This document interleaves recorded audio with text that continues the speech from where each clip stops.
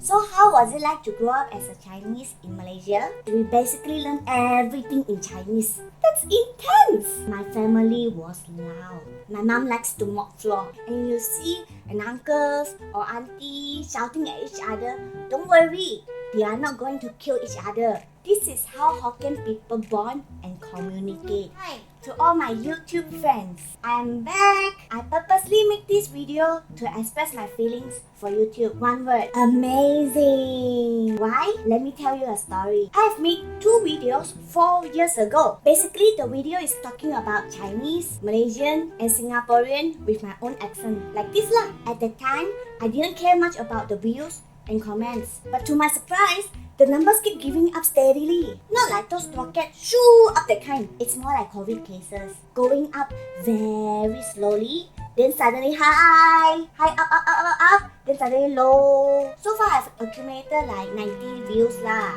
I just like the idea of the people from another world watching the 4 years ago me and still leaving comments on that video as if they were talking to the 4 years ago me. Are you time traveling or what? Anyway, the fact that people still can find the old videos that I posted 4 years ago, it really amazed me. Okay, just a little bit introduction about myself. I'm Malaysian. I was born and raised in Malaysia. Both of my parents are Chinese and all of my ancestors are from China. So technically, I'm super Chinese. And as a Malaysian kid, my parents get to choose to send me to the government school which teach English and Malay, or send me to the Chinese school which we basically learn everything in Chinese. Mathematics, science, history, all in Chinese. That's intense! And of course, my parents sent me to the Chinese school. But not all the Chinese parents send their kids to Chinese school though. Some Chinese parents can't even speak Chinese or read Chinese. Banana. And learning Chinese in a non-Chinese country is very difficult unless you send your kids to the Chinese school. I have friends who study in international school or those institutions which those named after some British prophet like Saint Joseph, Saint Michael, Saint George. And some of my friends told me initially their parents want to send them to those schools because their parents think being fluent in English is more important. And Chinese, on the other hand, is also important, but they can learn it from language center after school, like an extra lessons or tuition or something lah. So in the end, have they learned?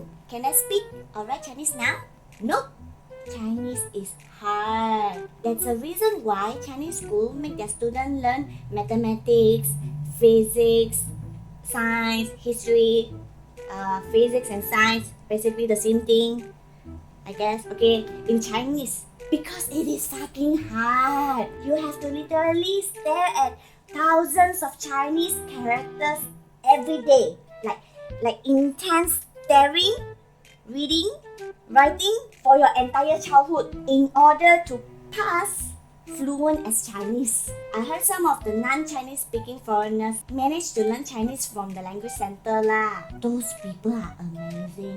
I don't know how they do that. Okay, so how was it like to grow up as a Chinese in Malaysia? I was living in a Chinese area. Most of the people around me were Chinese. But I remember I had a Malay neighbor live beside my house. Like our house was just in between the wall. If I scream, ah, they can definitely hear us. And my family was loud because we are Hokkien. In case you don't know, Hokkien is actually one of the Chinese dialects. Some of the families from southeastern China are Hokkien. Mandarin, we call it Fujian. Yeah, my ancestors used to live in southeastern China until they decided to come to Malaysia to grow some rambutan and durians. If you are Malaysian or Singaporeans, I believe you already know how loud are Hokkiens lah.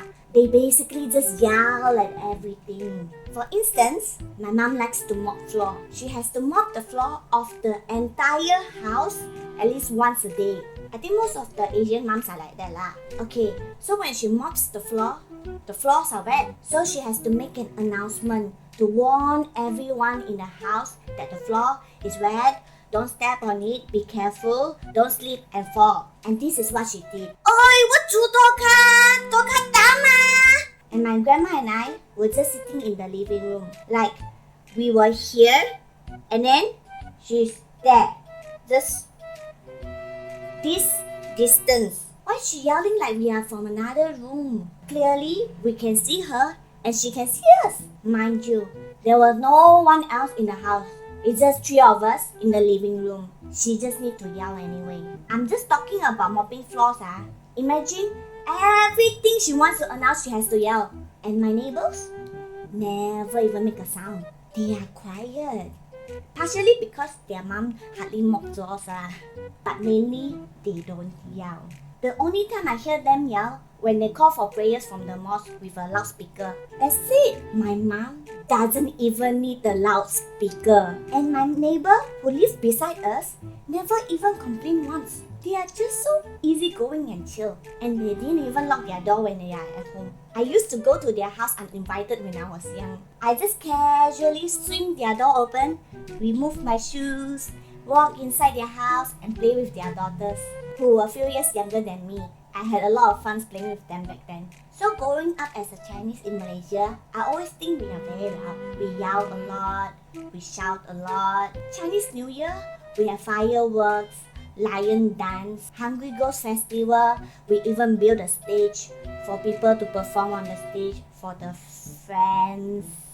You know what I'm saying lah. And other races are like, this their culture. They have been like that since they come to Malaysia. Guess we just have to live with it lor. To be honest, I feel quite paiseh sometimes. Paiseh is a Hokkien.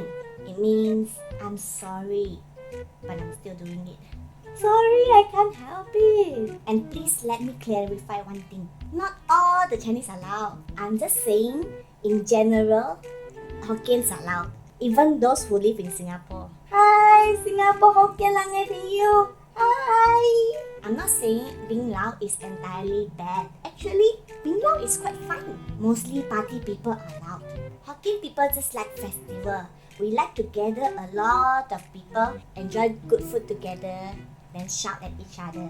It seems like we are fighting, but we are not. We are actually exchanging very pleasant conversation in a very angry tone like, Oi, lu ho bo, baru ho se liao la, bị chín lăng bo la, bo ing chín nha zai gang zhou Translate to English, it's like, Hey bro, it's been a while since the last time we met. Are you doing alright? Oh yes, I've been very busy with my work. You see, this is how Hokkien people bond and communicate. Amazing, isn't it? So next time, if you can recognize the Hokkien dialect and you see an uncles or auntie shouting at each other, don't worry.